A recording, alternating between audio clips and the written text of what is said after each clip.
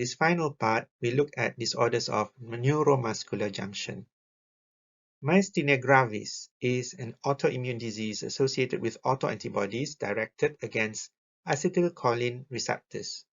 It is characterized by weakness and fatigue of proximal limb, bulbar, and ocular muscles. In young adults, the female to male ratio is 2:1, but in older adults, there is a male predominance.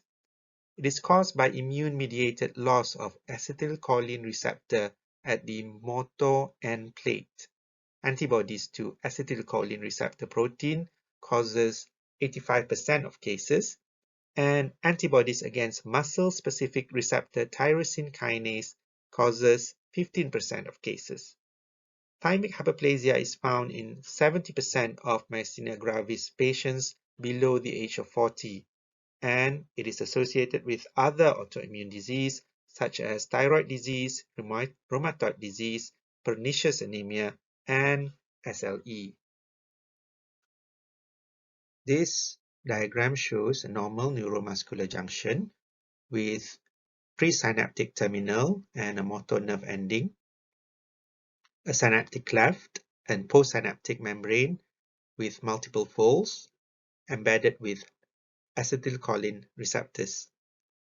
Okay. In myasthenia gravis, the anti-acetylcholine receptor antibodies lead to aggregation and degradation of the receptors, and this damage the postsynaptic membrane through complement fixation. The postsynaptic membrane also shows alteration in morphology and are depleted of the acetylcholine receptors, and this limits the ability of myofibers to respond to acetylcholine. There's another type of antibodies, autoantibodies directed against muscle-specific receptor tyrosine kinase, and these do not fix the complement. Instead, these autoantibodies interfere with clustering of acetylcholine receptor within the sarcolemmal membrane, and this causes decreased acetylcholine receptor function. Patients with anti-acetylcholine receptor antibodies typically present with muscle weakness that worsens with exertion and worsens throughout the day.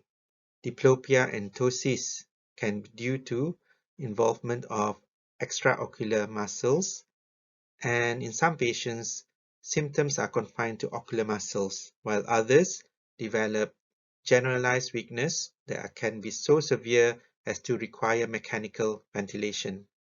Cases with antibodies against muscle-specific receptor tyrosine kinase differ from typical cases.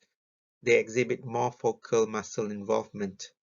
Weakness of chewing, swallowing, speaking, or limb movement can be seen, and respiratory muscle involvement may cause respiratory failure. Another type of myasthenic disease is Lambert-Eaton myasthenic syndrome. This is an autoimmune disorder caused by antibodies that block acetylcholine release by inhibiting the presynaptic calcium channel. Compare this to myasthenia gravis.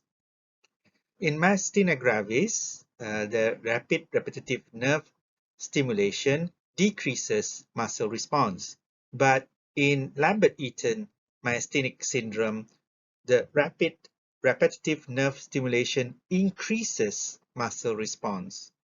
Muscle strength is increased after a few seconds of muscle activity, and patients typically present with weakness of their extremities. Half of the cases has underlying malignancy, often neuroendocrine carcinoma of the lung. Symptoms may precede the diagnosis of cancer, sometimes by years.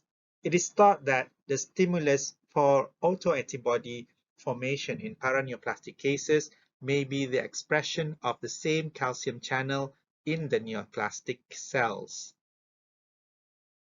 Lab investigation for myasthenia gravis includes serum anti-acetylcholine receptor and anti-tyrosine kinase antibodies.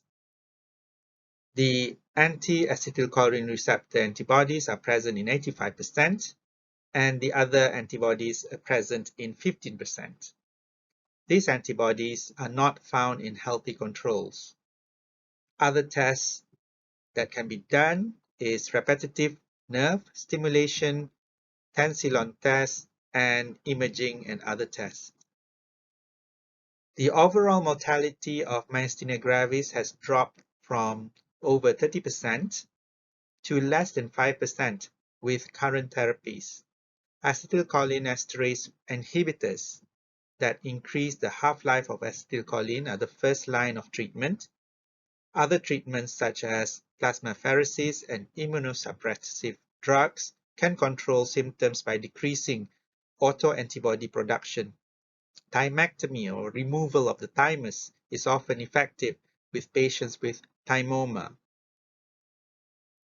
In this lecture, we have talked about the general pathologic reaction of myocytes to disease. We have listed the types of muscle diseases. We've discussed the pathogenesis, morphological changes, and clinical features of Duchenne muscular dystrophy. We have talked about inflammatory and toxic myopathies, and we have described the clinical features and pathophysiology of myasthenia gravis. Thank you.